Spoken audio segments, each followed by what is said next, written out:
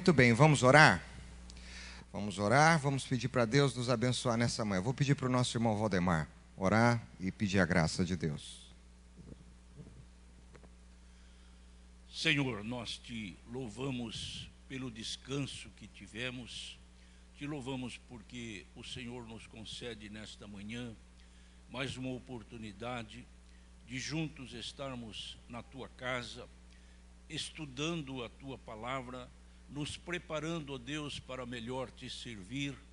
E nós te suplicamos que o Senhor nos conceda sabedoria, graça e amor, ó Deus, pelas pessoas, para que nós possamos desempenhar a missão de ir, ó Deus, com toda a dedicação, com toda a alegria do nosso coração, sabendo que isto está glorificando o teu nome, que isto está honrando o nome do Senhor Jesus. Te pedimos a tua graça nesta manhã, Senhor, para o pastor Ricardo que vai ministrar, que o Senhor lhe dê sabedoria, lhe dê a palavra certa e que esta palavra, Senhor, encontre lugar nos nossos corações, não só para receber informação, mas sobretudo para que nós sejamos formados, ó Pai, no trabalho que o Senhor quer que realizemos neste mundo.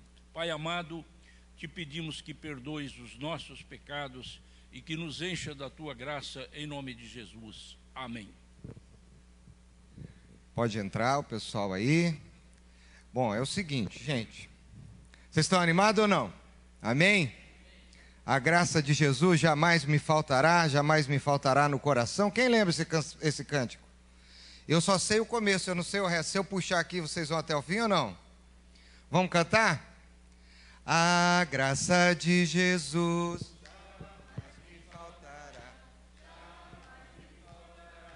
jamais me faltará.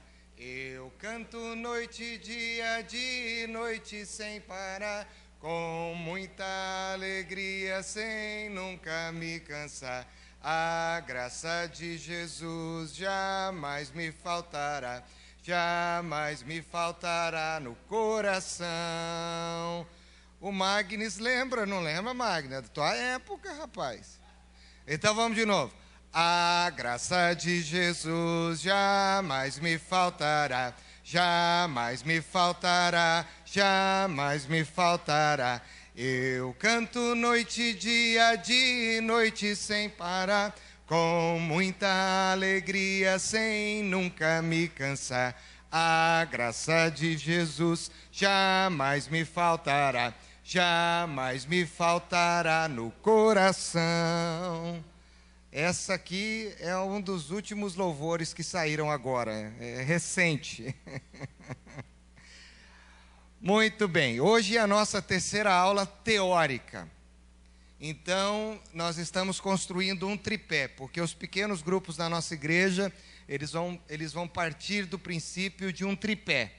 O tripé sustenta, ele dá sustentação. Então, a semana que vem, nós vamos colocar esses tripés para vocês e vamos falar como vai funcionar os grupos, qual é a forma de desenvolvimento que a gente está pensando para a igreja. É uma coisa totalmente diferente do que muita gente está perguntando. A gente fala assim, é célula, pastor? Eu não estou respondendo. E as crianças, como é que vai ser? Não estou respondendo. Ah, e os solteiros? Também não estou respondendo. Você tem que vir no curso para você saber. Eu só sei que engloba a igreja inteira. Se a igreja toda se envolver, a igreja toda vai poder viver essa dimensão. Não é uma visão excludente, mas é uma visão inclusiva, que é a nossa proposta. Então, você aguenta aí com a tua ansiedade, tá certo? E você tenha paciência que as próximas 2 aulas nós vamos falar efetivamente sobre os funcionamentos dos grupos. E se Deus quiser, daqui depois eu vou fazer uma triagem e nós vamos elaborar 2 grupos protótipos já para o mês de abril, para a gente dar um acompanhamento para esses grupos. E aí, à medida que a coisa for acontecendo, a gente vai implantando os demais grupos, ok? Então, aquiete o seu coração. Para quem não chegou, está passando uma lista de chamada. Se hoje é o seu primeiro ou segundo dia, não tem problema, marque hoje a terceira aula. Ou se você veio na segunda, marque a segunda. Se você veio nas 3, marque as 3. Mas o Rui está aqui com poucos DVDs, não tem 10, Rui? 7, com as 2 aulas já gravadas, R$5. Se você não assistiu, você pode comprar um DVD. Então, qual é o critério para você receber teu certificado de conclusão desse curso no dia 27, né? Você tem que assistir todas as aulas, ok? Então, tem que assistir mesmo. Eu lembro que eu tinha um professor no seminário, ele falava assim, vocês têm 6 livros para lerem, fora os outros. Ele dizia assim, eu não quero resumo, eu não quero resenha e eu não quero uma ficha de leitura. Quem já estudou em faculdade sabe o que eu estou falando aqui. Eu só quero que você escreva assim, eu li o livro todo e assine. Eu disse, beleza, hein? Então é mais difícil você assinar uma coisa dessa do que você fazer uma ficha, porque tem gente que faz a ficha sem ler o livro, sabia disso ou não? Eu conheço alguns estudantes que fazem isso, né? Mas deixa para lá. Como a gente passou por e-mail os vídeos, e nós estamos na nossa lista de e-mail muitas pessoas, mas eu sei que muita gente não assistiu. Então nós vamos passar os 2 vídeos que nós mandamos para vocês, são vídeos de 1 minuto e pouco, relembrando os pontos principais das 2 últimas aulas. Se você assistiu, está no YouTube, está no Facebook, tudo bem. Lembrando que foi gravado aqui com um celular, tá certo? Então, está totalmente precária a nossa gravação, mas o que importa é o conteúdo e o desejo do coração. O Isaías foi o nosso cinegrafista, ele foi o editor de imagem, o editor de vídeo, efeitos especiais. O Mateus foi o que segurou a folha A4 para eu ler, e eu produzi o texto e foi o ator principal, tá certo? Então, vocês assistam aí o remake das 2 últimas aulas. Eu vou lembrar vocês, para a gente entrar na terceira, presta atenção nesse vídeo. Esquece os detalhes aí.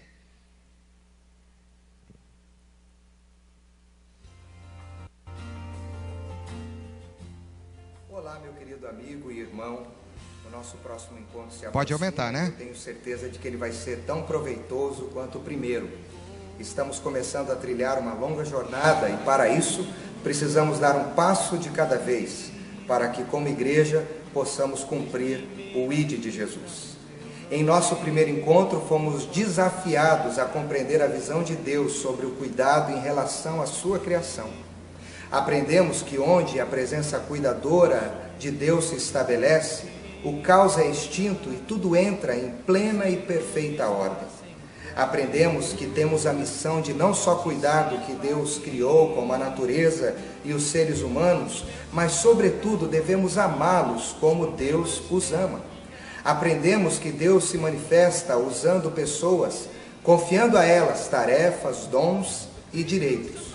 Você e eu fomos chamados para sermos exemplos e modelos de Deus em nossa geração. Deus quer ser visto em primeiro lugar através das nossas vidas. Por isso Ele nos escolheu, nos salvou e nos capacitou.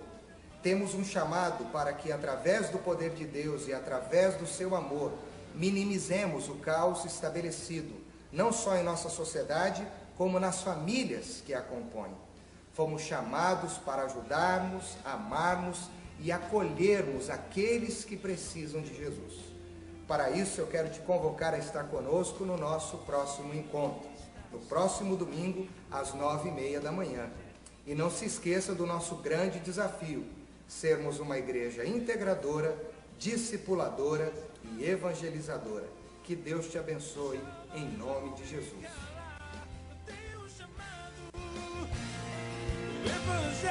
Ótimo, obrigado, Isaías. Essa foi a primeira grande produção. Vocês viram que eu fiquei parecendo político, né? Ficava dando uma olhadinha para o lado aqui para o teleprompter.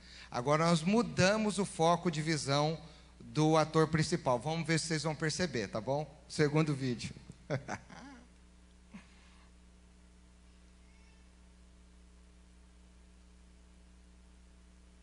Olá, o nosso próximo encontro se aproxima e eu tenho certeza de que será uma bênção. Aumenta, Estamos rapaz. começando a trilhar uma nova jornada e, para tanto, daremos um passo de cada vez até atingirmos o nosso objetivo, que é o ID de Jesus. Em nosso segundo encontro, fomos desafiados a compreender que o discipulado cristão é uma expressão vital na vida cristã. Ensiná-lo é um imperativo e negligenciá-lo é algo trágico para nós. Aprendemos que discipulado é transmissão de vida. Aprendemos que o discípulo é aquele que segue, que vai atrás, que imita, mas sobretudo é uma martiria que evidencia a obra de Cristo através da sua vida.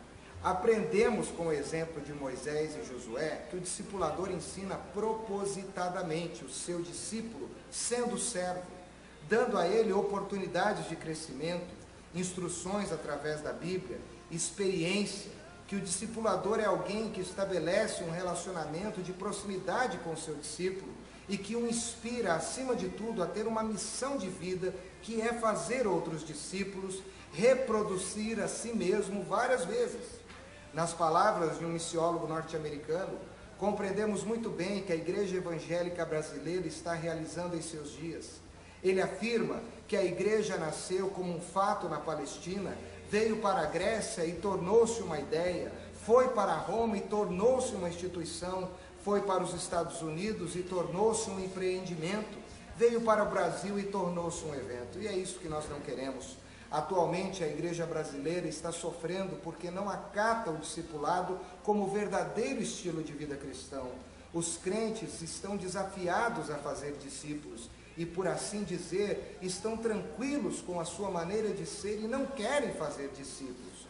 Você e eu fomos chamados para sairmos da nossa zona de conforto e ganharmos para o Cordeiro vidas através do discipulado. Até o nosso próximo encontro, no próximo domingo, às 9h30 da manhã. Deus te abençoe e não se esqueça do nosso desafio, que é o de sermos uma igreja integradora, discipuladora e evangelizadora. Muito bem, no terceiro, eu não sei se eu vou olhar para baixo, para onde eu vou olhar, tá certo? Mas nós vamos ter que nos acertar aí. Ok, relembramos as duas primeiras aulas. Se você quiser, está no YouTube, você pode assistir. Nós estamos aí relembrando os pontos principais das nossas aulas. Outra coisa que eu quero passar para vocês é o seguinte: essa aula que eu vou dar hoje não foi um material que eu preparei todo. Esse material eu conheci em 1997, faz um tempinho. Inclusive esses PowerPoints aqui são de 1997. Eu tentei dar uma modernizada, mas vocês vão ver como as coisas evoluíram. Foi num curso que eu fiz em Londrina, eu ainda era seminarista, sobre a questão do discipulado. Eu fiz com o pessoal da igreja Menonita de Curitiba. Quando estava chegando no Brasil aquela questão da igreja em célula, então se falava muito de discipulado, e eu acho que esse material fecha bem as nossas 3 aulas teóricas. Também já passei alguns vídeos aqui que hoje eu quero passar para vocês. Então, nós vamos passar esse primeiro vídeo e depois nós vamos ter um tempinho para discussão. E a grande pergunta desse vídeo é isso: o que é a igreja?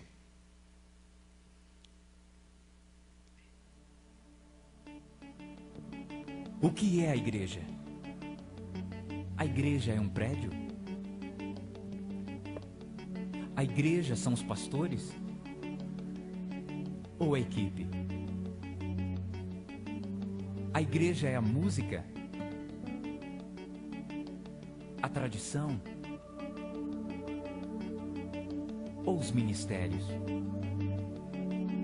Todas estas coisas são boas, mas elas não são a igreja.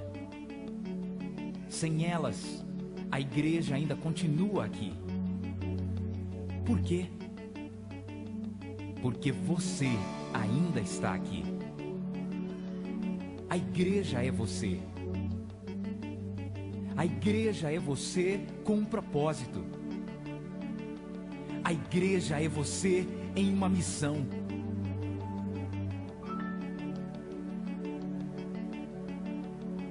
A igreja é você com um plano simples, de estar ligado a Deus com os nossos serviços, de liderar uma célula, de viver usando os seus dons e paixões, e passar a sua fé para aqueles que não conhecem a Cristo. Quando você e eu vivemos desta forma, todas as coisas que costumamos fazer na igreja tornam-se coisas que fazemos como igreja. Deus deseja isto. O mundo precisa disto. E nós somos chamados para ser isto. O que é a igreja? A igreja é você.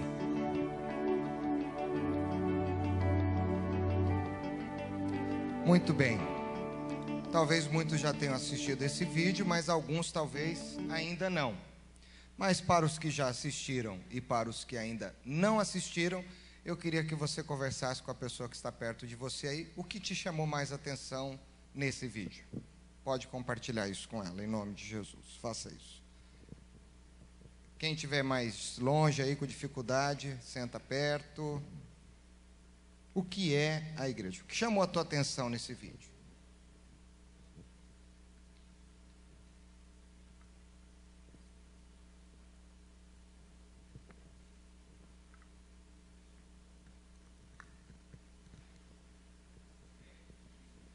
Vai lá com a Ana Maria, então. A Ana Maria está sozinha lá. Vai lá. Então tá bom. Tá.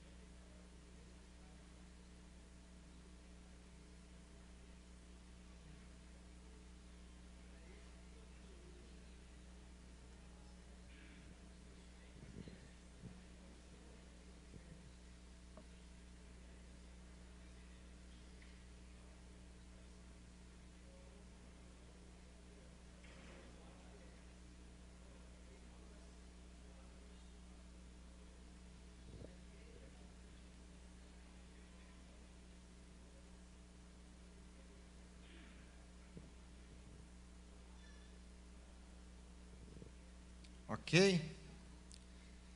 Dá para a gente discutir? Eu preciso de um voluntário aqui para me ajudar a entregar os microfones. Vou pegar o Márcio aqui e tem o Rui também. 2. Quem quer falar? O que vocês conversaram aí? Desse vídeo. Tem que aguentar um pouquinho que o microfone, a válvula, ele demora para esquentar. 1, 2, 3, 4, 5, 6, 7. Quem quer falar? Levanta a mão. Senão vai ser por livre, espontânea pressão. Olha lá, o Theo. Depois o seu Silas. Depois do Theo, o seu Silas. O que chamou a sua atenção, Theo, nesse vídeo? Me chama a atenção quando o narrador diz o seguinte, que eu sou a igreja quando sou chamado por Deus para amá-lo e para amar o meu próximo. Eu acho que esse é o grande desafio numa sociedade em que não um século onde as pessoas eles têm um compromisso muito grande com seus afazeres e na medida do possível nós fugimos cada vez mais do nosso próximo. E se nós fugimos do nosso próximo no sentido geral e irrestrito, é porque nós não conhecemos a Deus. E eu não quero aqui dizer para os irmãos como é que eu vou conhecer a Deus. Eu acho que cada um de nós sabemos como conhecer a Deus. Ou se não sabemos, nós temos as indicações para isso. Tá de certo. como conhecê-lo profundamente. E quando eu conheço profundamente, eu vou sentir um profundo interesse por esse meu próximo, para repartir com ele. E repartir tudo. Um aspecto importante que eu imagino nesse sentido, de amar o próximo, é repartir tudo. Okay. Desde a minha convicção e da intimidade que eu tenho com Deus para com Ele, para ajudá-lo a conhecer também e ver outras necessidades que ele tem, que é uma grande dificuldade, um grande desafio para a igreja nesse presente século. Ok, obrigado. Seu Silas, depois se outra pessoa quer falar, já levanta a mão que o microfone vai até você. Eu me lembro quando a gente cantava aquela canção muito conhecida, Alegrei-me quando me disseram, vamos à casa do Senhor. Visto que a igreja somos nós, houve uma mudança, porque no tempo do Velho Testamento, a manifestação da presença de Deus era na igreja. Por isso que havia aquele entusiasmo das pessoas irem a Jerusalém para participarem do culto. Antes era no tabernáculo, durante a peregrinação, antes da construção do templo. Com o advento de Cristo mudou completamente, porque nós somos agora o templo do Espírito Santo. Então aquela canção, ela é uma teologia do Velho Testamento. Para nós agora seria outra, porque agora a igreja vem ao templo. Nós, como templo, vamos ao templo para adorarmos a Deus e termos comunhão com os irmãos.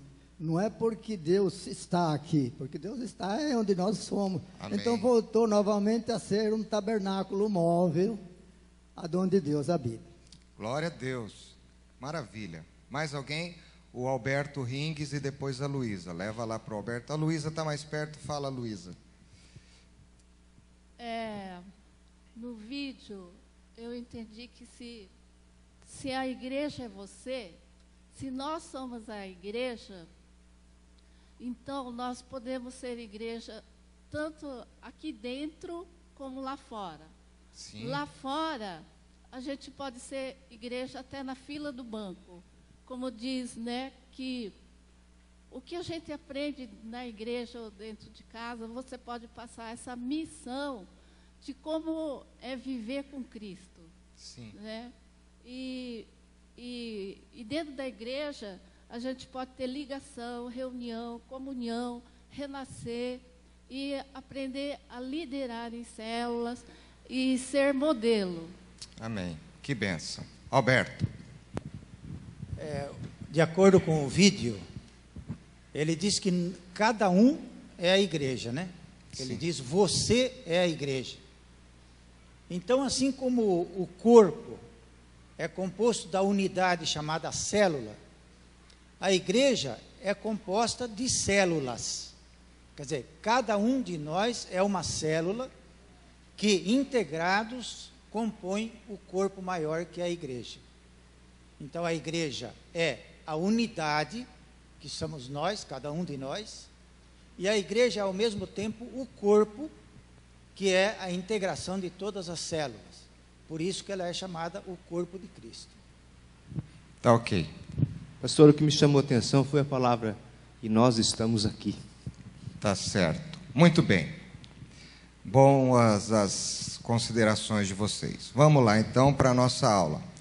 Hoje a gente quer falar sobre a importância do discipulador, e como eu disse, esse material é um material que eu já ouvi há muito tempo atrás, talvez alguns aqui já possam também ter visto, mas eu acho que ele é importante para a gente encerrar a parte teórica. Então, a primeira coisa que nós temos que fazer é uma reflexão. E sempre é bom refletir. Eu acho que uma das coisas que nós temos, essa é uma crítica, tá? Perdido na nossa pós-modernidade é que tudo já vem muito processado, né? Você não é forçado mais a processar as coisas. Vem tudo processado, alimento processado, alimento já vem pré-cozido. Você não sabe de algo, você não precisa ir mais a uma biblioteca, como a gente fazia no passado, para pesquisar os livros e ali descobrir. Você aperta o Dr. Google, né, e ele te dá não só o resumo sobre um assunto e tal. Um dia eu perguntei para uma menina numa escola, eu fui dar uma palestra sobre a formação do caráter, uma menina do segundo ano do segundo grau, né? É assim que fala, né? Segundo ano do ensino médio, né? E aí eu perguntei para ela, falei assim, quanto é 9 vezes 9? Ela pegou o celular, 81. Eu falei assim, mas por que você fez a conta na calculadora? Ela falou, porque eu não preciso pensar, eu tenho a calculadora. Então, eu não sei se esse é um reflexo grande na vida de muita gente, mas a capacidade de reflexão nossa está sendo cada vez mais comprometida por uma sociedade que nos dá tudo processado. Então, você não é mais convidado a pensar. O Augusto Cury, eu tive a oportunidade de assistir uma palestra com ele, conversar com ele. há um tempo atrás, quando nós cuidávamos de uma escola lá em Marília, e ele disse o seguinte, que o grande desafio da nossa geração é parar de reproduzir ou criar reprodutores de informação. Nós temos que criar pensadores. Então você não pode criar pessoas que vão reproduzir uma informação. Você precisa criar uma sociedade que tenha uma capacidade de raciocinar sobre aquela informação, processá-la e aí reproduzi-la. Por isso que eu acho que na nossa geração nós não teremos os grandes livros históricos sobre os pensadores do passado, eles estão desaparecendo. Você não vê isso, quem sabe no futuro, eu não estou generalizando, obviamente, mas a nossa capacidade reflexiva Qual é a maior dificuldade hoje que os professores, os pais que vão ensinar seus filhos têm com eles? Atenção, não é isso? Você está aqui comigo, mas daqui a pouquinho você divaga, porque a nossa mente ela tem milhares, milhões de informações passando ao mesmo tempo. É um celular que vibra e eu já olho para ele para ver a mensagem. É o meu filho que ficou em casa e não veio. É a comida que eu vou ter que comprar. Então, isso tudo já vem pronto. Antigamente era assim, eu vou para a igreja, mas eu já tenho que deixar o almoço mais ou menos pronto. E a mulher que pensava isso, eu não estou reclamando que você tem que, não estou dizendo que é ruim, mas eu estou dizendo que isso nos afeta. Vocês estão entendendo ou não? Então, ela já no sábado, ela tinha que pensar o que ela ia fazer para pedir para o marido ir comprar, ou matar o frango, matar o porco, sei lá, alguma coisa assim, né? Hoje não é assim. Hoje a gente não sabe nem o que vai comer, você está assim com fome, e você tem um monte de coisa em casa, aí você fala assim, eu estou com uma fome, eu também, o que nós vamos comer? Não sei. Então nós estamos perdendo essa capacidade, e infelizmente nós trazemos isso para a igreja. É por isso que a gente se esquece com facilidade da quantidade de informação que a gente ouve aqui. Por quê? Porque a gente não processa isso mais. A gente está perdendo a capacidade de reflexão. Bom, essa é uma análise minha. Eu sei que tem gente aqui de alta estirpe na área de educação, mas eu estou dizendo que essa é uma percepção dessa humilde pessoa aqui, tá certo? Bom, então vamos refletir. E a reflexão é essa. Ficou branco, ficou ruim para enxergar lá, né? É uma pena. Mas o que está escrito aqui, quem ou o que foi responsável por sua conversão a Cristo? Pense um pouco, reflita. Tente pensar, quem ou o que foi responsável não para te levar à igreja, ao templo, mas a te levar a ter uma experiência. Aquele dia que você se conscientizou, agora eu vivo para Jesus, eu sou um pecador, eu confesso os meus pecados e eu reconheço Jesus como meu único e suficiente Salvador. Pense um pouquinho, reflita. Quem foi? Essa pessoa existiu? Essa pessoa na tua vida?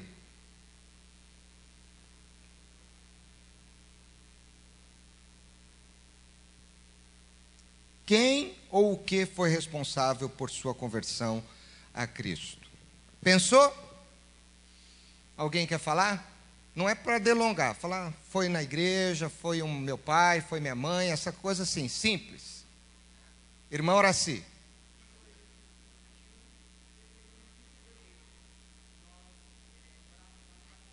Ali o microfone.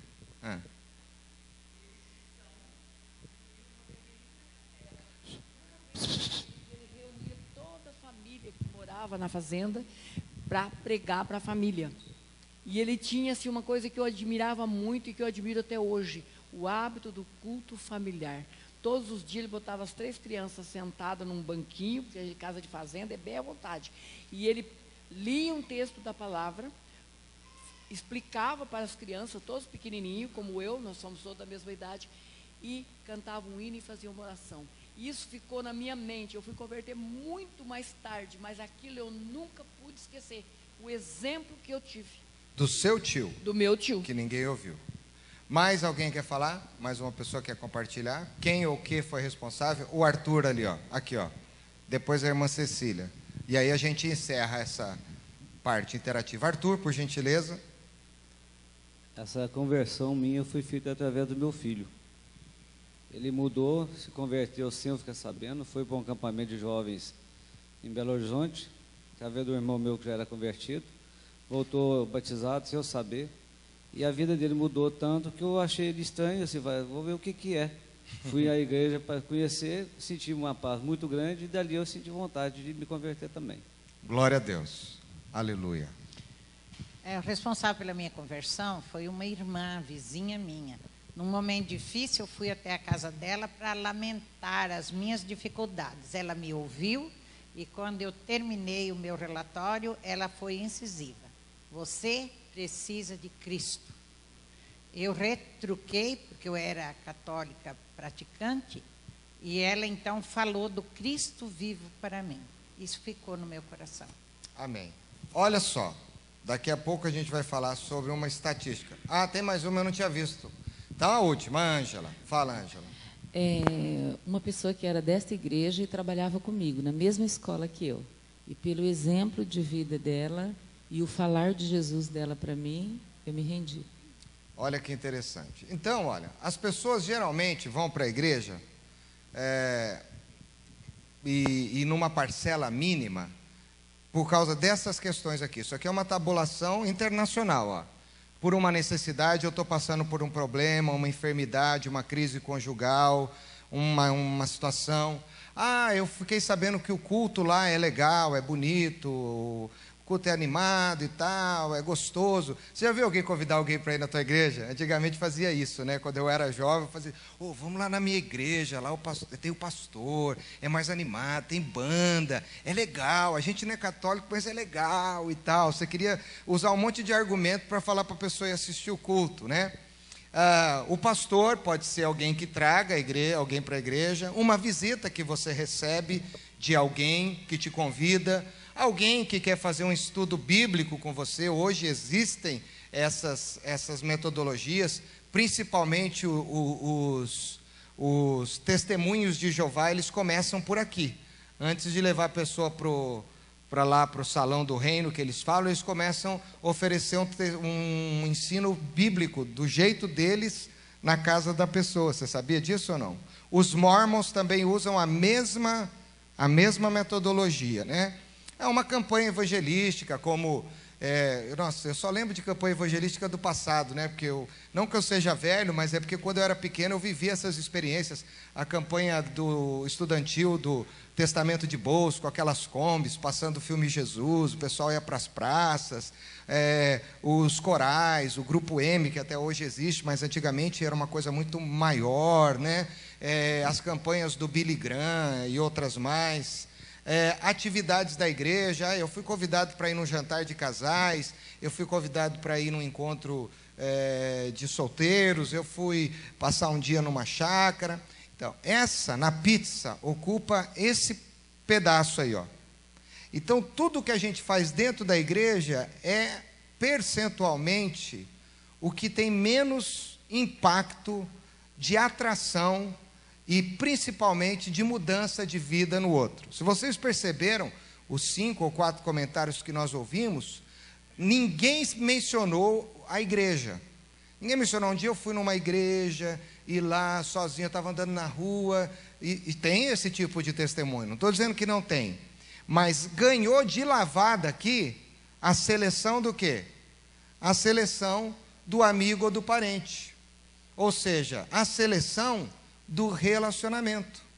Por quê? Relacionamento é a grande sacada.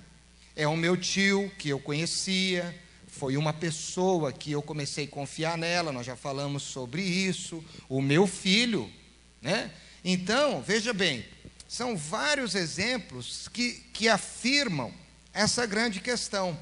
E é por isso que Deus, quando percebeu o caos que a humanidade vivia por causa do pecado, qual foi o primeiro grau que ele quis restabelecer com o homem? Relacionamento. E o que ele fez então? Ele se encarnou, Essa é a grande notícia do Evangelho de João. E o Verbo se fez carne, e Ele está entre nós, e nós vimos a sua glória, ou seja, Ele se identificou conosco para se relacionar. Ele está no meio de nós, Ele está entre nós. Por isso que é o Emanuel, o Deus que está presente na nossa vida e nos eventos da nossa vida. Jesus não montou um tabernáculo, Jesus não montou uma tenda, Jesus não construiu um edifício, Jesus começou construindo relacionamentos. Então, isso é comprovado. Se você quer levar alguém para Cristo, não para a sua igreja, porque eu já levei gente para Cristo que não veio para a igreja que eu pastorei, foi para outra. Mas o mais importante não é a pessoa estar aqui dentro, o mais importante é ela estar salva, tá certo? Isso é o mais importante. Então, a grande questão é relacionamento. Deus dá o exemplo porque Ele decidiu se relacionar conosco. Então, se você quer ganhar alguém para Jesus, comece a estabelecer com essa pessoa.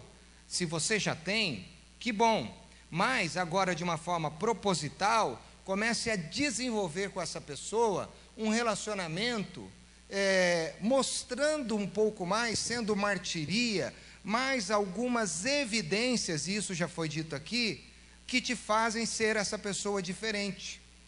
O meu filho começou a ficar diferente, ele não fazia mais algumas coisas, então o que aconteceu? Por que essa pessoa é assim? Ok? Isso está bem compreendido? E isso é estatístico, gente. Então, não adianta. Essa é a grande necessidade da nossa geração também. Por quê? Porque as pessoas estão carentes, as pessoas precisam de amigos. Um dia eu atendi uma pessoa aqui no meu gabinete e eu chorei, que não é uma coisa difícil, mas eu perguntei para ela: você tem algum amigo que você partilha as suas crises? Ele disse assim: eu não tenho nenhum amigo. Isso é grave. Bom, então, nós já sabemos que hoje em dia é muito difícil alguém ficar firme na igreja diante de tantas situações. A gente vive tantas crises, tantas lutas, e uma pessoa que vem para a igreja sozinha, a gente fica feliz às vezes, né? Fala: nossa, hoje tem 10 visitantes. O cara viu a igreja aberta, ouviu falar, entrou, ninguém convidou. E todo mundo fica feliz, o diácono entrega lá um CDzinho, uma coisa, mas a pessoa não fica. Por quê? Porque ela não tem um apoio. Ela não tem alguém que ela possa repartir as suas crises, as suas dificuldades, as suas lutas, os seus dramas. Nós vivemos isolados na nossa ilha da fantasia. E aí, ela veio para a igreja com uma intenção boa, de querer procurar uma mudança, mas, como a gente assistiu aquele vídeo no primeiro dia, ela é um bebê. Mesmo que ela tenha entregue a vida para Jesus, ela precisa de alguém para segurar na mão dela, para ela andar. Então, as pressões do mundo, elas são as grandes responsáveis para serem o quê? Os espinhos e as pedras da parábola da semeadura. Vocês estão entendendo? Então, isso é muito importante a gente entender. Então, as programações da igreja, por melhor que elas sejam, elas não conseguem atender os nossos membros no dia a dia. Nós temos alguns programas, e é uma ideia errada aquela pessoa achar que a igreja tem que ter programa todo dia para fazer uma assistência para a pessoa que precisa. Isso é tirar de nós a nossa responsabilidade que nos foi dada por Jesus, que é o ID. Então, por mais que a gente crie trabalhos para infância, eu estava fazendo uma análise essa semana no nosso mapa das gerações integradas, falta só uma faixa agora para a gente conseguir completar, e se Deus quiser, pela fé, nós vamos conseguir até o final do ano, que a geração da terceira idade, ter um grupo, um ministério para cuidar dessas pessoas, para andar com elas, porque elas têm as suas crises, as suas enfermidades, as suas lutas, os filhos já se mudaram, às vezes está viúvo, está viúva, tem doenças, então nós precisamos de gente para cuidar, e eu tenho sonhado com isso para a igreja, então fica um toque aí para você, tá certo? Então, por melhor que seja a igreja, por mais atividade que ela tenha, ela não atende. Não atende. Por melhor que seja o pastor, o pregador, o líder, ele não consegue atender. Esse é o segundo item, né? Então, eles não atendem, porque são muitas pessoas, com muitos problemas, com muitas dificuldades, e algumas com problemas graves, complexos, né? Tem vezes que pessoas me ligam, duas pessoas ligam às vezes ao mesmo tempo, e dizem assim, pastor, vem aqui agora. E aí você fica, meu Deus, para onde eu vou? Eu vou aqui primeiro ou eu vou para lá? Você está entendendo ou não? Então é complicado, é difícil. Ou alguém fica doente e a pessoa diz assim, mas o pastor não me visitou porque... Mas ele nem soube que você passou nenhuma doença. Mas quem sabe alguém que mora perto de você, que te conhece, que tem relacionamento, pode saber, te visita e depois fala para o líder da igreja. Vocês estão entendendo? Então nós transferimos as nossas responsabilidades, por isso que nós temos que mudar o nosso paradigma. Então, qual é, esse PowerPoint peguei desse jeito, ele é cheio de efeito, né? Qual é a melhor estratégia para atender a todos de uma maneira integral e consistente? Isso é possível? É possível. É possível atender qualquer pessoa que se tornar membro dessa igreja de uma forma integral e consistente? É possível. Agora, o que é impossível é que uma ou meia dúzia de pessoas façam isso, vocês estão entendendo? Agora, é possível sim cuidarmos das pessoas, tá certo? Para isso, nós vamos fazer uma brincadeira com vocês aqui, uma análise de caso. Mas antes disso, deixa eu falar isso aqui, porque eu tinha esquecido. Então, quando você pensou lá quem é o responsável por sua permanência em Cristo, não foi o culto, não foi o pastor, não foi a visitação, a escola dominical, a atividade na igreja. Foi alguém que te influenciou de uma forma maravilhosa. Tem maridos hoje que quando influenciaram a vida das suas esposas, as mulheres trouxeram os seus maridos. Eu vi um testemunho muito interessante. Tudo bem aí? Do CEO da GE, o Jack Welch. Jack Welch é considerado o grande administrador do século. Ele conseguiu fazer da General Electric algo maravilhoso. E ele está frequentando uma igreja. Você assistiu comigo aquele dia lá, né, Edson? Ele está frequentando uma igreja evangélica lá nos Estados Unidos. Uma coisa que para ele isso seria algo extremamente impossível, pela posição, pela cultura, por uma série de coisas.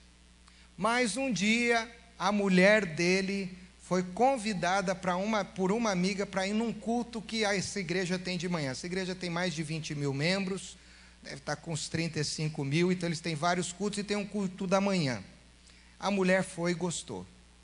E aí ele começou a perceber que ela levantava mais cedo, deixava a mesa do café preparada para ele, mas ela ia. Então ele começou a tomar café sozinho, porque a mulher saía. E ele não tinha briga, ela não convidava, porque ela sabia das opiniões dele, um homem importante, ele já é um senhor mais velho assim. Até que um dia ele não aguentou, né? Porque ele falou assim, o que você vai fazer lá? O que tem de tão bom que você está indo lá tanto tempo e que você me deixa sozinho aqui? Ela falou assim, eu não vou te falar, só se você quiser ir comigo. Aí ele foi. E foi interessante essa entrevista que nós assistimos, porque ele estava contando que ele estava num processo de transformação da sua vida. Mas havia uma pessoa que estava ancorando e cuidando desse processo de transformação do senhor Jack Welch. Então, um grande homem, intelectualíssimo, com muito dinheiro, com muito poder, conhecido no mundo inteiro, no mundo corporativo, e ele foi influenciado pela sua esposa, né? Então, o discipulador ocupa essa posição importante na nossa vida. Parece que travou aí. Eu acho que vai ter que dar um F5. Vamos ver. Ah lá, deu. Muito bem. Então isso é muito importante. É alguém. Quem fez diferença na vida dos discípulos, ou o que fez diferença na vida dos discípulos, e segura na cadeira aí para você não ficar achando que eu estou falando heresia. Não foram somente os ensinamentos de Jesus. O que de fato fortaleceu aqueles homens foi o fato de Jesus ter andado com eles, ter sido exemplo, ter sido mestre e ter discipulado aqueles 12 cabeça dura. Foi isso que fez a diferença. Os ensinamentos foram maravilhosos, eles nos inspiram, mas a presença de Jesus foi fundamental. Fundamental. Então vamos lá.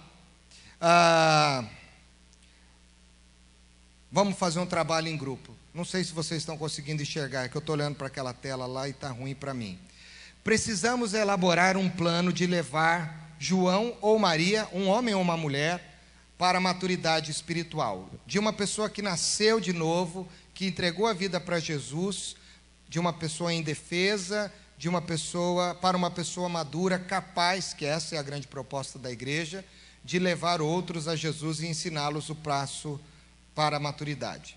Vamos pensar no perfil de Maringá, uma cidade universitária. Então vamos mudar. Então vamos lá. Qual é o perfil? A cultura dessa pessoa é brasileira. A TV foi a sua fiel companheira desde o berço. A pessoa assistiu TV de monte. Sua idade: 25 anos, solteiro ou solteira, e mora com os amigos ou amigas numa república. A sua educação é universitária. A família dessa pessoa essa pessoa mora a 1.000 quilômetros dos seus pais. Nenhum dos seus pais é cristão. Os seus pais se separaram quando essa pessoa tinha 14 anos de idade. E ela morou com a sua mãe até ir para a faculdade. O trabalho dela é um bom emprego numa grande empresa e ela tem um excelente salário. Muito bem. Amigos. Tem relacionamento íntimo com uma mulher, se for um homem, ou com um homem, se for uma mulher, divorciado. Está namorando uma pessoa divorciada. Gosta de festas e tem 3 amigos que estão sempre com essa pessoa e acompanham ela no esporte, no lazer e outras coisas mais. Religião: nenhuma. Foi à igreja com os pais algumas vezes quando criança. Você já ouviu isso ou não? Quando você fala de alguém assim, você fala, quando eu era pequeno, eu ia na igreja. Eu já fui na igreja quando eu era criança. Eu fiz até o catecismo, eu crismei. Né? Você já ouviu isso ou não? Mas agora eu estou meio afastado. Ou aqueles que falam assim, eu fui da igreja quando eu era criança, mas eu estou afastado. Né? Então, mas agora aconteceu algo na vida dessa pessoa. Ela teve uma mudança. Ela veio domingo passado aqui, ela ouviu o sermão e ela entregou a sua vida para Jesus. Oh, glória! Ninguém pode dizer oh, glória? Oh, vocês são muito presbiterianos, hein? Tudo bem. Então tá. Vamos lá. Ela entregou a sua vida para Jesus. Agora eu quero que vocês conversem, pode ser no mesmo banco, como você, membro dessa igreja, pelo que você já ouviu, ela se converteu aqui. Você pode mudar até a idade dela para ser do teu grupo aí, do teu perfil. O que você faria com ela para ela deixar de ser um bebê, não sair da igreja e se tornar uma pessoa madura, capaz de fazer aquilo que a gente fez na brincadeira do domingo passado, de ir buscar outros para Jesus? Pode conversar aí. Faça os grupos e converse. Pode conversar, porque eu vou perguntar isso aí. Moleza.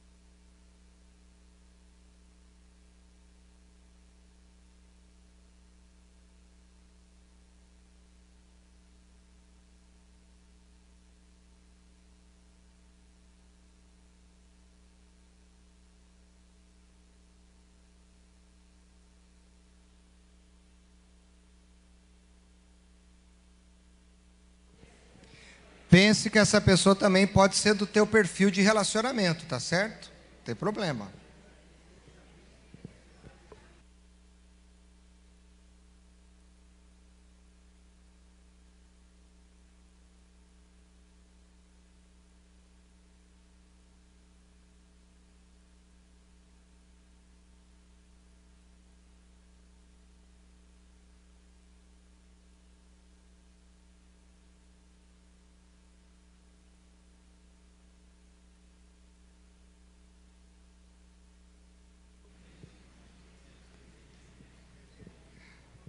Assessores do microfone aí, Márcio e Rui, me ajudem.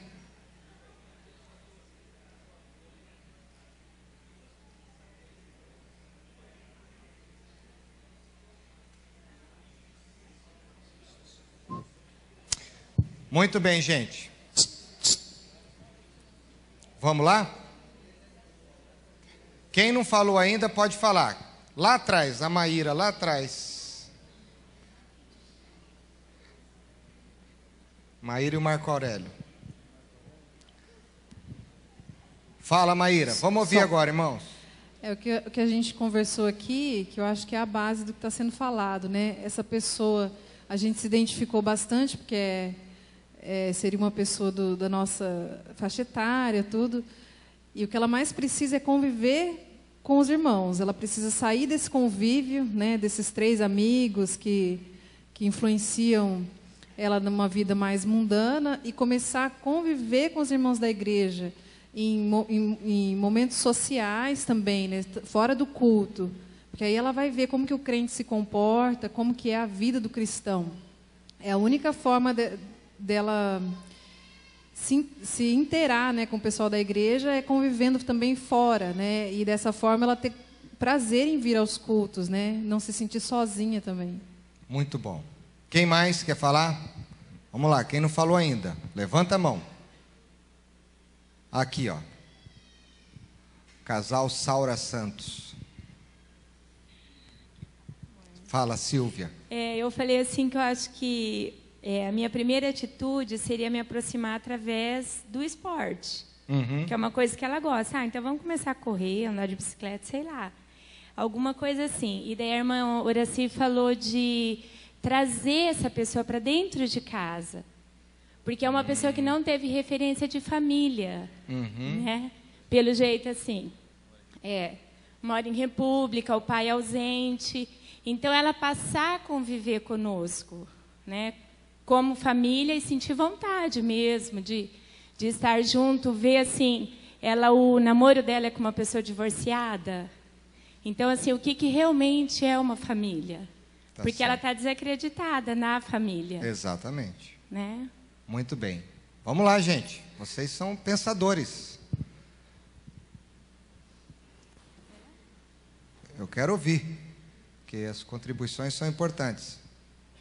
Mais 2 comentários.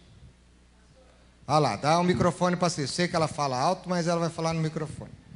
Se a pessoa se convertesse aqui na nossa igreja, mesmo eu sabendo de todo esse passado dela, a primeira coisa que eu faria seria ir à frente e pegar o nome dessa pessoa e me colocar à disposição dela, para estar orando por ela e conhecendo ela melhor. E a partir daí iniciar uma amizade e fazer com que a pessoa se sentisse bem no nosso meio. E a partir daí, o restante a gente ia trabalhando. Ok, obrigado, Cícera. Mais alguém quer falar? Fala, gente.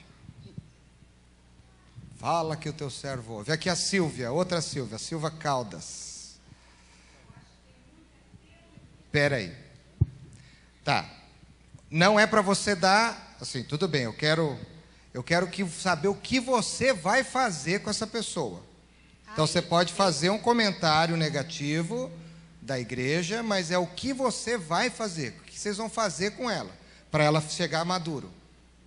Todo esse acompanhamento, trazer a pessoa mais próxima de você, estar sempre à disposição para atender aquela pessoa, envolver ela nas suas atividades. Mas eu acho que isso aí tudo é muita teoria, porque a igreja não faz isso. Tá, e quem é a igreja? A comunidade. E a comunidade é formada por quem? Por nós. Muito obrigado. É isso mesmo. Pastor, eu colocaria ela na minha agenda todos os dias. Tá certo. Muito bem. Então, é uma mudança de paradigma. É aquilo que eu falei. Nós vamos ter mais trabalho. Então, veja que interessante esse gráfico aqui, ó. Vai ter que dar um F5 de novo aí para ver se ele vai mudar. Entra novamente naquela mesma tela. Ixi, vai ter que correr lá. Espera aí, vamos correr.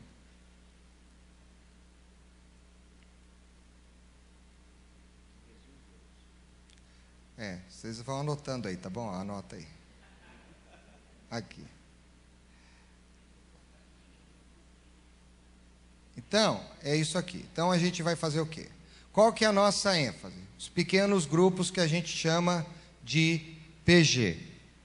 Essa é uma estratégia nossa, tá certo? Agora, o que nós vamos ter como igreja? O que nós queremos? Nós vamos ter os pequenos grupos, nós vamos ter os cultos, que são as celebrações, tá certo? E aí nós vamos ter os nossos treinamentos. Nós vamos ter curso de casais, de finanças, e de noivos, um monte de curso a gente quer também ter. Treinamento para adolescente, para pré-adolescente, para crianças. Então, basicamente, a igreja trabalha em cima dessas coisas aí, né? Estudos bíblicos e tudo mais. Agora, o que a gente tem que entender? Também a igreja tem os seus ministérios de música, de adolescentes e tal, tá certo? Então a igreja é isso aí, ó, a igreja instituição. A nossa ênfase agora, o que a gente está inserindo aí na nossa estratégia são os PGs, os pequenos grupos. Então agora você tem que entender o seguinte: primeira coisa que você tem que fazer é buscar. Buscar essa pessoa, ir atrás dela. Ela veio na igreja, ela entregou a vida para Jesus e ela não conhece ninguém. Mas você está aqui. Então, você tem que sair da teoria e ir para a prática. Você tem que buscá-la. Então, eu quero dar uma dica. Isso aqui, vamos imaginar que hoje à noite nós vamos ter aqui 350 pessoas, ou 400. A média, 350, 400 pessoas. O visitante ficou em pé aqui. Fique em pé, Dilton. Você é visitante, seja bem-vindo. Eu não sou diaconisa, mas daqui, isso aqui está um kit da igreja. Você ouve o CD, tá bom? Muito obrigado. Agora, fique em pé o Zé, a Ormi, por favor, o Magnes, Felipe e o Felipe.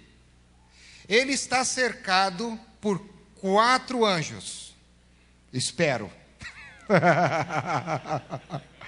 Teoricamente. Então, buscar. Se cada membro entender que tudo que vocês falaram tem a ver com isso, quais são as pessoas mais próximas do Dilton aí? Tem gente por lá, dos dois lados, ele dará ordem aos seus anjos, né? Então, ó, anjo de trás, uma anja, o fiotinho do anjo, o anjo mais velho e o anjo aqui mediano, né? Então pode sentar. Então, quem seriam as pessoas, de alguma forma, que deveriam dar o seu nome, de perguntar o nome dele, porque a gente não pergunta o nome da pessoa, não é isso? E dizer, ó, que bom que você está aqui hoje, meu nome é tal, sem ser agressivo, porque tem gente que olha, que bom que você está aqui, já entregou a tua vida para Jesus, pecador, entrega agora. Não, assim não, cara, nunca mais volta, entendeu? Mas existe um núcleo de membros dessa comunidade que intencionalmente estão no culto para adorar a Deus, mas também para ajudar os novos. Vocês estão entendendo? E aqui pode já gerar um grupo de relacionamento. 4 pessoas para orar pelo Dilton. Buscar. Outra coisa que a gente precisa aprender a fazer com as pessoas, que está pequeno lá, é valorizá-las. É aquilo que a gente falou domingo passado. Valorizar é você dizer que bom, você, sabe, dá atenção. Uma das grandes questões é essa aqui, ó, falta de atenção. A gente não dá atenção para as pessoas, atendê-la. De repente, ali no cafezinho, ó, você quer tomar um café? Ah, não, estou com vergonha, vou embora. Então, não, mas você quer, não, tá. Sabe, mas por que você veio na igreja hoje? Olha uma pergunta chave, por que você veio aqui hoje? A pessoa vai dizer assim, porque eu vi a porta aberta e entrei. Ou ela pode dizer, não, é porque meu casamento está indo para as cucuia. É porque alguém me convidou, inclusive quem me convidou não está aqui. Atender essa pessoa. Não deixar isso só para uma pessoa. Outra coisa importante é isso aí, discipular, ou seja, começar a andar junto. Talvez não seja você, mas criar um ambiente, proporcionar crescimento, transmitir valores da palavra de Deus para essa pessoa, para que essa pessoa seja, de fato, uma pessoa madura e frutífera. Aí você tem a base disso.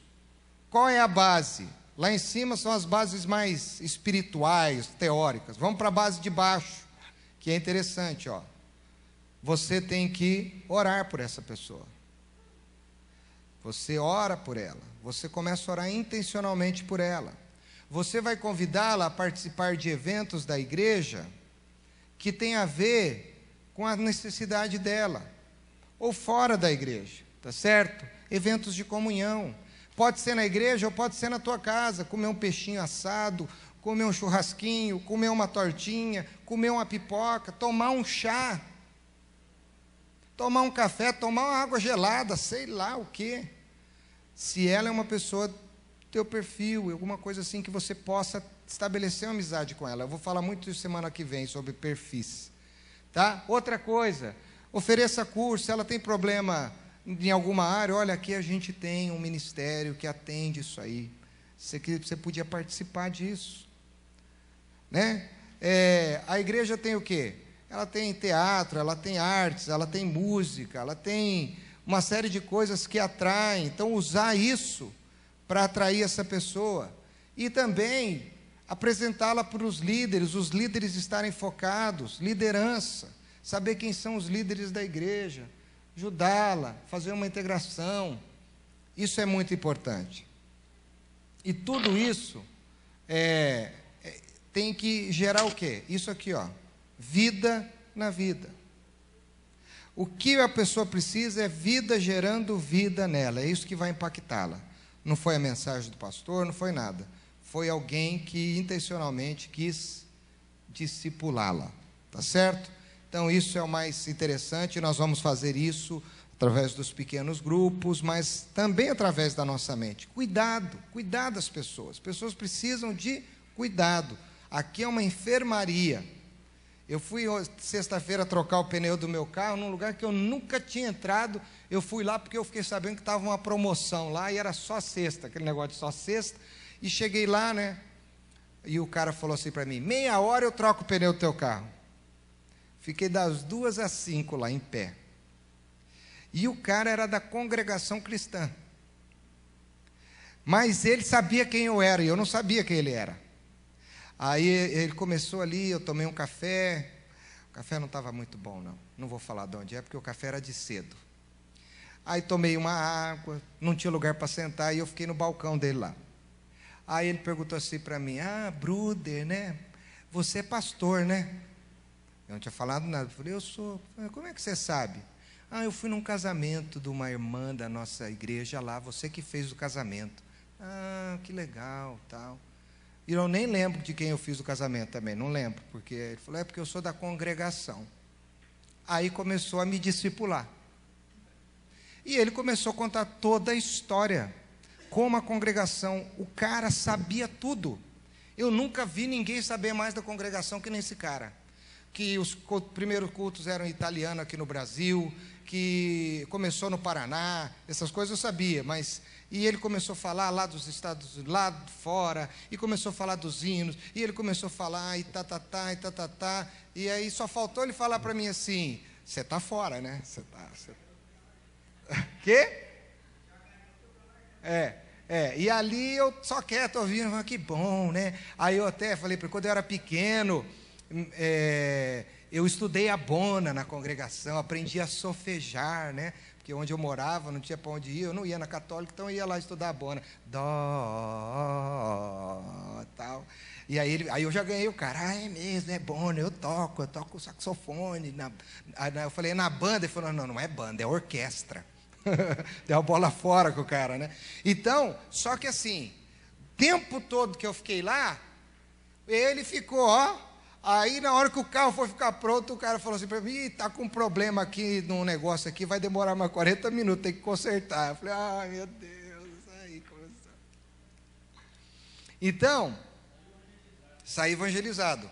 Estou PhD na congregação. Só não posso cair da graça, né? Mas assim, ele defende a bandeira dele. E ele intencionalmente aproveitou aquele tempo que eu não tinha para onde correr, mesmo eu sendo, entre aspas, um concorrente forte, ele lascou o que ele acreditava na minha cabeça. E não tinha café velho e água que desse conta de eu me livrar do cidadão. Vocês estão entendendo? Ele falou do que ele acredita. Aquilo é a vida dele. Muito bem, vamos lá. Então esse é o grande desafio, olha lá. Ganhar, consolidar, treinar e enviar. 4 palavras importantes para o ID. Uma igreja integradora ganha, consolida, treina e envia. Isso tem a ver com as 3 palavrinhas lá. Ganha e consolida, integra, treina, discipulado, envia, evangelização. Ganha e consolida, integra, treina, discipula, envia, evangeliza. Isso é importante para a nossa visão do ser igreja. Vou mudar aqui. Muito bem.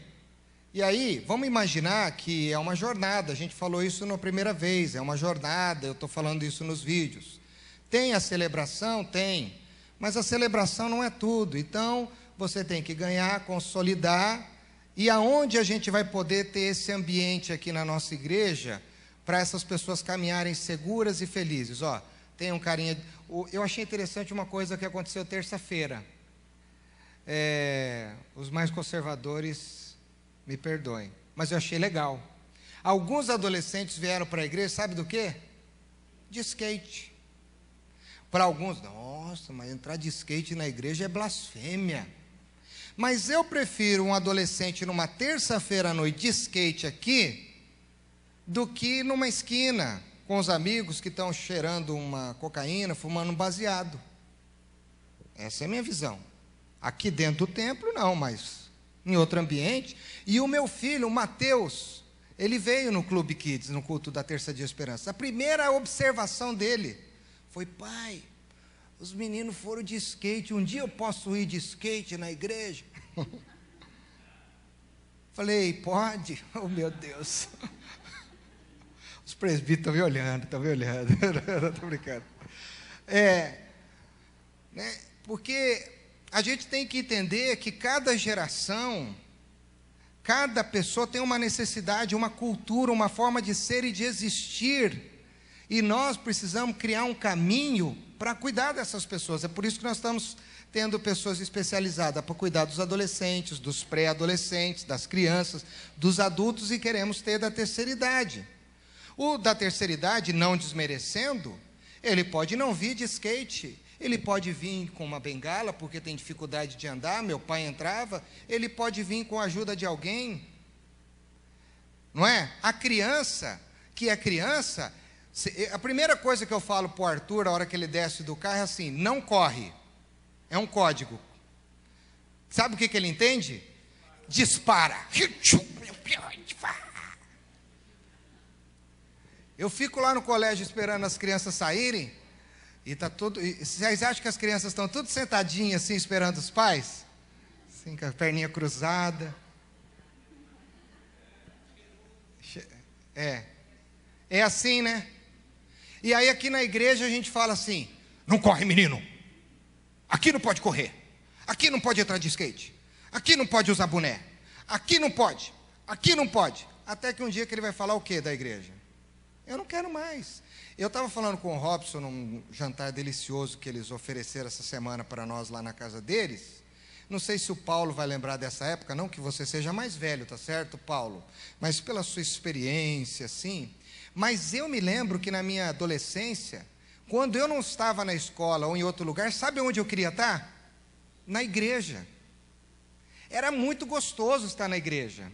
Se eu queria fazer, eu saía com o violão, com os amigos, a gente ia fazer uma serenata. A gente queria comer cachorro-quente na praça, com quem?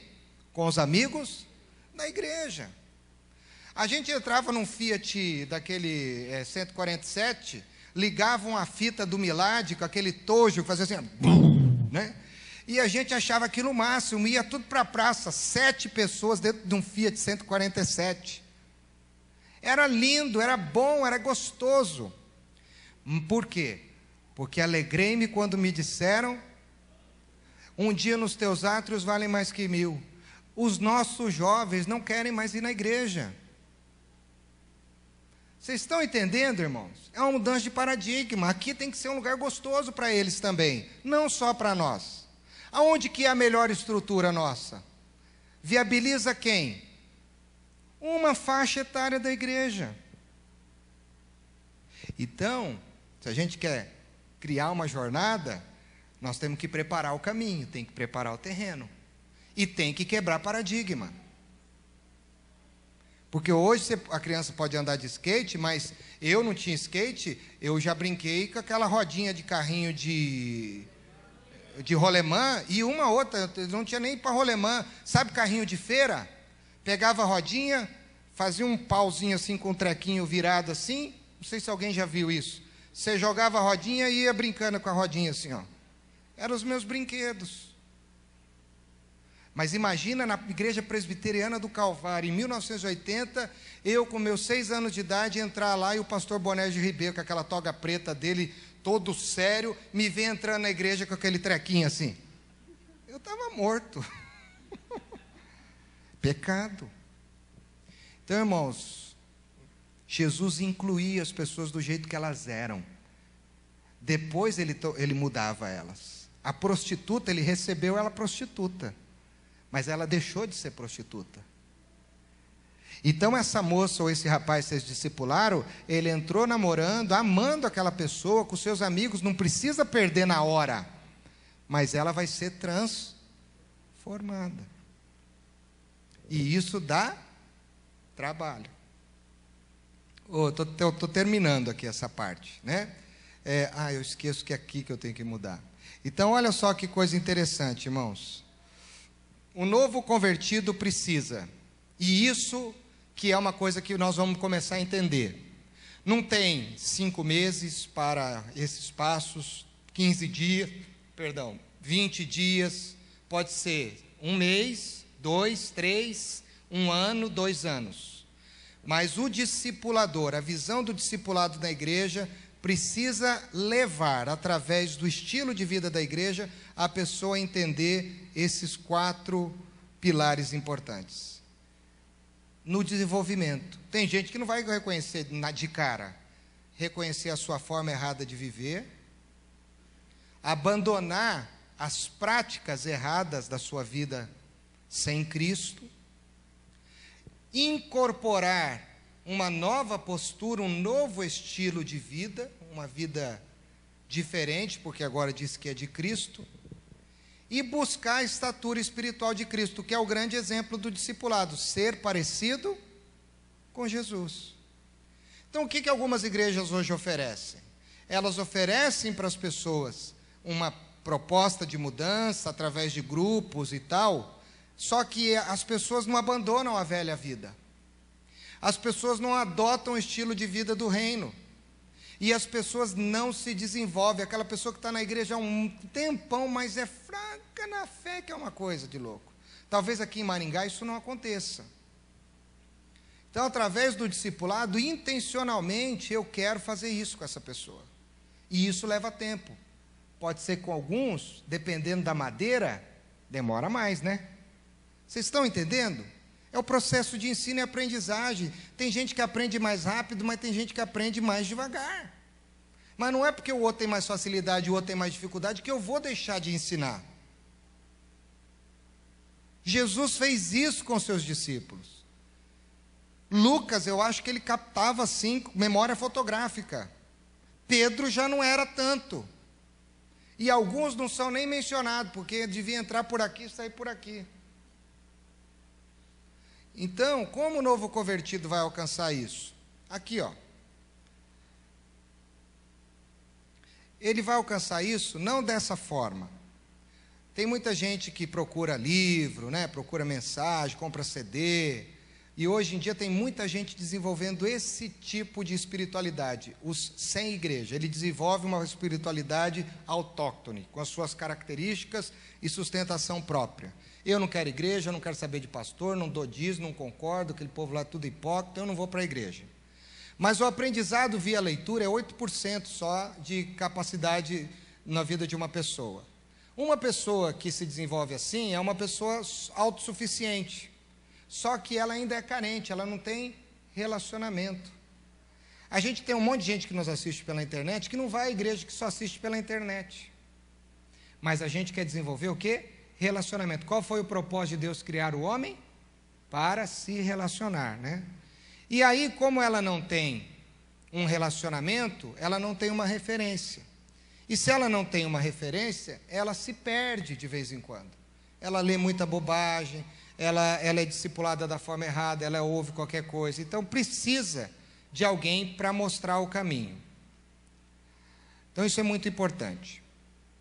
Outra coisa é que quando o ensino é só cognitivo, deixa eu mudar ali, via leitura, as pessoas não desenvolvem, porque só ler e assumir é aquilo que a Silvia falou, excesso de informação não desenvolve ninguém. E qual é o problema da igreja hoje? Excesso, porque nós estamos muito no cognitivo. Aquele pastor prega muito bem, nossa, aquela igreja tem uma escola bíblica maravilhosa, olha que livro maravilhoso, você já leu esse livro?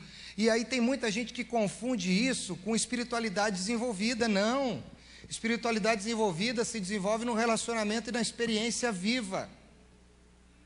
E isso é a grande coisa. Não adianta eu ter conhecimento se eu não desenvolver o conhecimento. O conhecimento tem que ser desenvolvido, tá certo?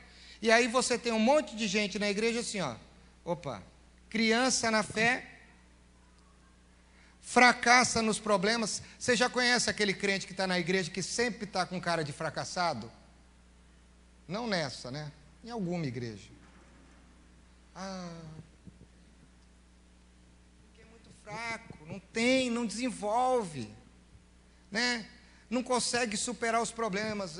Um dia eu perguntei para um amigo, eu queria matar ele aquele dia. Eu estava dando um curso de discipulado lá em Ourinhos, e ele era membro da igreja há 15 anos. E vou dizer mais, ele era presbítero. Vou contar essa, porque ele é meu amigo, ele foi meu padrinho de casamento. E a primeira pergunta que eu fiz é assim, para o pessoal, né, que tinha... Você tem convicção de que você entregou a sua vida para Jesus e se você morrer hoje, você vai para o céu? Certeza da sua salvação? Aí a primeira pessoa, eu tenho, pastor. A outra, eu tenho. Aí chegou no meu amigo, meu padrinho de casamento, presbítero, meu amigo de serenata e tal. O cara que eu ia falar, nossa, esse aqui agora vai dar uma resposta. Ele pegou, sentou e falou, nossa, essa pergunta é muito difícil de responder. Já comecei a ficar meio assim, né? Porque eu não consigo ter certeza da minha salvação.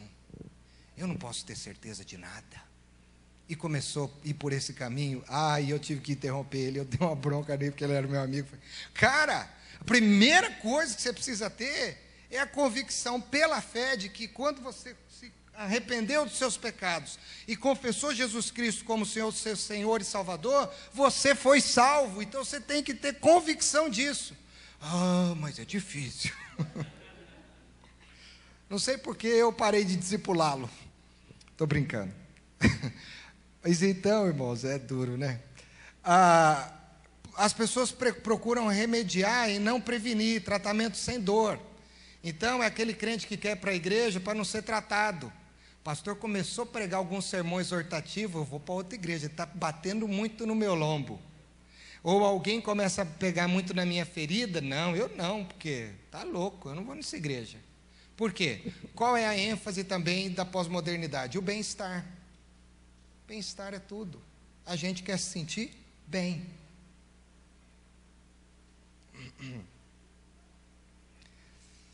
Não existe cristianismo sem cruz, né? Então isso é muito importante. Então, vamos lá para alguns referenciais. Vou ler alguns textos rápidos, porque a hora voou. Hebreus 13, 7. Anota aí, depois vai ter no vídeo. Lembrem-se dos seus primeiros líderes espirituais, que anunciaram a mensagem de Deus a vocês. Pensem como eles viveram e morreram e imitem a fé que eles tinham. Hebreus 13, 7. Palavras importantes. Anunciaram, viveram, morreram e imitem.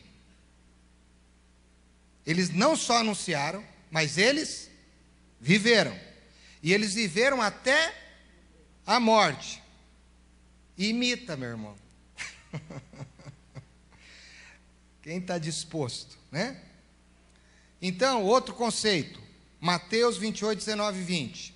Portanto, vão a todos os povos do mundo e façam que sejam meus seguidores, batizando-os esses seguidores em nome do Pai, do Filho e do Espírito Santo. Ó, palavra mais importante aí. Ensinando-os a obedecer a tudo que tenho mandado. Citando o João de Comênios, que eu citei a semana passada, não se ensina sem ser com a vida. É a vida que é o maior processo didático de ensino. Lembre-se de que eu estarei com vocês todos os dias até o fim do tempo. Jesus disse, ensina, gente, porque eu estou com vocês. Sabe aquela coisa assim? Vai lá, meu filho, o papai está junto. Sabe aquela coisa assim? A mamãe te apoia, eu estou com você, você não está sozinho. É isso que Jesus está dizendo para os discípulos. Ensina, vão lá, eu estou com vocês, vamos lá, minha gente. Discipulador. Alguém que evidencia e influencia a vida do outro através do seu testemunho. Nós já falamos sobre isso. Alguém quer falar alguma coisa? Alguma pergunta? Algum comentário? É que estão quase. Outra base bíblica, só anota as referências. 1 Timóteo 1:2. Escrevo a você, Timóteo, meu verdadeiro filho na fé. Se ele é filho na fé, o que Paulo precisou fazer para Timóteo virar filho? Pode falar alto. Não, precisou gerar, precisou ficar grávido. Ele precisou ficar grávido. Ninguém gera filho se não engravidar. Ele precisou gerar esse filho na fé. Ele engravidou, foi um processo. Que a graça, a misericórdia e a paz de Deus, o Pai e de Cristo Jesus, o nosso Senhor, estejam com você. Filipenses 2:22. E vocês sabem muito bem como Timóteo provou o seu valor. Ele e eu, como se fôssemos filho e pai, temos trabalhado juntos no Evangelho. Qual era a relação de Jesus com Deus? Falando Jesus homem, ele falava sempre, eu e o meu Pai. Tá? Então, isso é muito importante para a gente guardar. Já falei tudo isso aí. Muito bem. Discipulador. Outra definição. Alguém com a responsabilidade de dar a proporção apropriada de alimento espiritual para o outro no devido tempo. Essa é uma coisa importante para a nossa visão. Tenha paciência. Não queira saturar o outro demais. Quando você pressiona o seu filho, você geralmente tem maus retornos com ele. Pressionar, dar demais, dar comida na medida certa. Foi isso que Jesus fez. Jesus começou com as bem-aventuranças. Bem-aventurados, tal. Mas ele terminou falando do final dos tempos. Vocês entenderam ou não? Ele foi dosando. Ele foi, sabe aquele parafuso que você vai dando uma apertadinha? Jesus foi fazendo isso, ele foi apertando, ele foi apertando, ele foi apertando. Mas no final ele disse, olha, quem me chamar de Senhor e não praticar o que eu falo, ele está lascado, vai para o inferno. Ele começou falando das bem-aventuranças e tal. mas ele foi dando alimento gradual. Leia os evangelhos e você vai perceber isso, e eu estou pensando que eu estou falando com gente que já tem esse tipo de experiência aqui. Lucas 12:42. Quem é, pois, o mordomo fiel e prudente, a quem o Senhor confiará os seus conservos para dar-lhes o sustento a seu tempo? O mordomo precisa ser fiel e prudente. E Deus só vai confiar vidas a você quando você estiver fiel e preparado para realizar essa obra de Deus. Discipulador. Alguém que se compromete, esse é o mais difícil, em responder por outra pessoa, que é corresponsável pela falta e negligência do outro. Eu assumo a responsabilidade sobre ele. Foi isso que Jesus fez em relação a nós. Isso é difícil, hein? Complicado. Bom, eu não vou ler esse texto todo, tem muito texto bíblico, anota aí. Ezequiel 3, 17 e 19. Duas palavras importantes que Ezequiel fala. Eu estou pondo como vigia, e você será responsável. Vigia e responsável. Ezequiel 3, 17 a 19. Lucas 14, 26 a 27. Tem que carregar a cruz. Tem que se esforçar para conservar a vida, senão vai perdê-la. Desafio. Estou terminando. Eu afirmo a vocês, João 12, 24, que isto é verdade. Se um grão de trigo não for lançado na terra e não morrer, ele continuará a ser apenas um grão, mas se morrer, dará muito trigo. Para você ser um discipulador que quer gerar muito trigo para Deus, em primeiro lugar, você precisa morrer por algumas coisas que hoje te impedem de ser esse grão de trigo. Certo? Multiplicar é dividir. Discipulado. Lucas 14, 28, 30. Tem que calcular antes de construir a torre, então depois eu vou falar isso semana que vem. Aí tem aquele hino: morri na cruz por ti, que fazes tu por mim? E para encerrar, um vídeo que eu já passei numa mensagem aqui, eu encerro com ele, que é um vídeo fabuloso.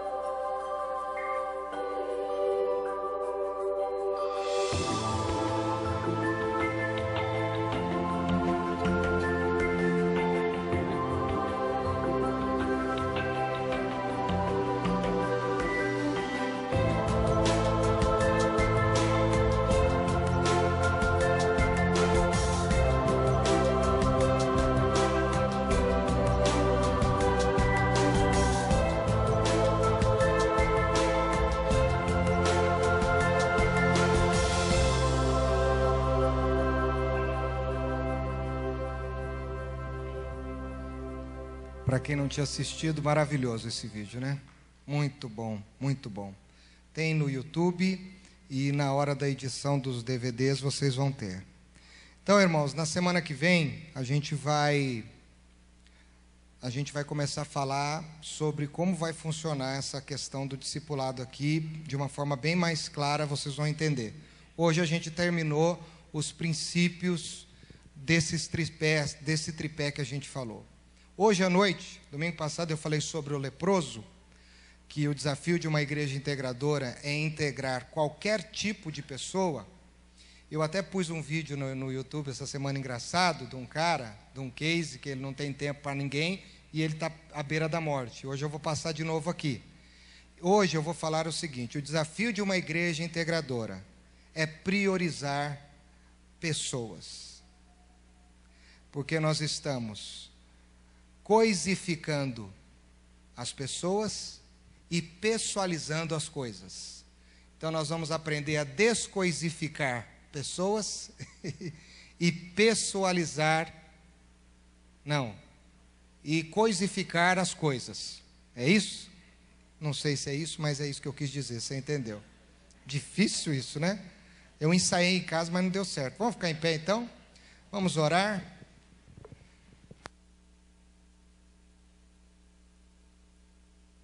Deixa eu pedir para o Dilton orar para nós. Você pode, Dilton? Senhor, graças te damos, ó Pai, principalmente porque sua misericórdia se renova sobre nós, ó Pai, e temos a liberdade, ó Deus, de estar reunidos na tua casa, ó Pai, buscando e abrindo os nossos corações, ó Deus, que teu Espírito Santo, ó Pai, esteja trazendo sobre nós o que é a igreja, ó Pai, que nós podemos estarmos indo, ó Pai querido, e pregando teu evangelho e abraçando, ó Deus, que nós sejamos pessoas, ó Pai, e não coisas, ó Deus, que nós demos valor a quem está ao nosso lado, ó Pai, que nós sejamos, ó Deus, luz, ó Deus, que esteja acendendo a luz dentro de nós, que não um sinaleiro, ó Pai, quando a pessoa olhar para ti pedir uma esmola, ele olhar para você e falar assim: você é cristão, ó Pai. Reconheça isso, ó Pai, faça essa luz resplandecer sobre nós, ó Pai. Agradecemos, Senhor, ó Deus, por essas palavras, ó Pai. Cuide de nós, ó Pai. Te louvamos em nome de Jesus, ó Pai. Amém.